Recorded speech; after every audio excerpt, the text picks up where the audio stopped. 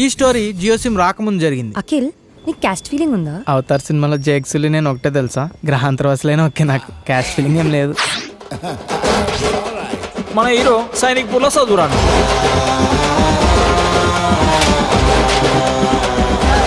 నీ మీద ఖర్చు పెట్టింది ప్రతిదీ బొక్కే నాకు. డాడీ అట్లా తిడుతుంటే తినబుద్ధి అయితే లేదు అన్నం. రేపటి నుంచి డాడీ రాకముందు పెట్టేసి తినేస్తాం. ఈ టీ షర్ట్ ఎవడు కొన్నాడ్రా? నువ్వే డాడీ. లోపల కడ్రాయరు అది కూడా నువ్వే డాడీ. ఈ కంప్యూటరు నువ్వే. మరి నాగార్జున ఫోటో ఎందుకు పెట్టుకున్నావు? మన హీరోయిన్ వాయిపూర్లో చదువురాంది.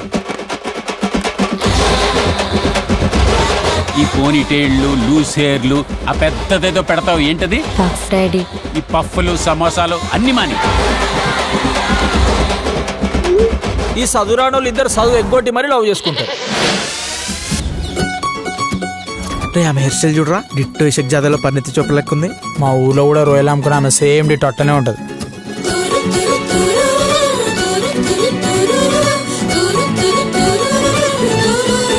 మీకు ఎంసెట్లో ర్యాంక్ రావాలంటే వాళ్ళిద్దరికి దూరంగా ఉండండి.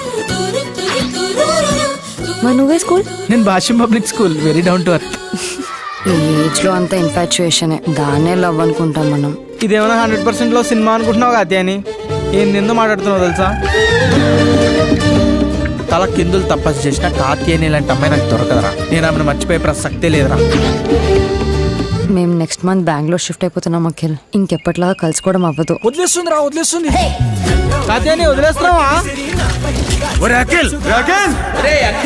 ఎంగిల్ చేత్తో కొట్టాననుకో అఖిల్, మెతుకులు అతుక్కుపోతాయి. ముఖం పగిలిపోతుంది. నా బుర్రలోనే తిరుగుతున్నాడు వాడు. అబ్బాయిని చూస్తేనే తెలుస్తుంది పెద్ద కంట్రీలో ఉన్నాడు.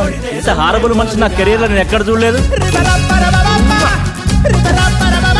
ఈ చదువురాని పిల్ల హృదయాల మధ్య జరిగే సంఘర్షణే ఈ కథ. హిట్ అవుతుందంట వారా సినిమా? నాకు డౌటే, పక్కా హిట్టే. ఆస్కర్ వస్తుంది చూడు.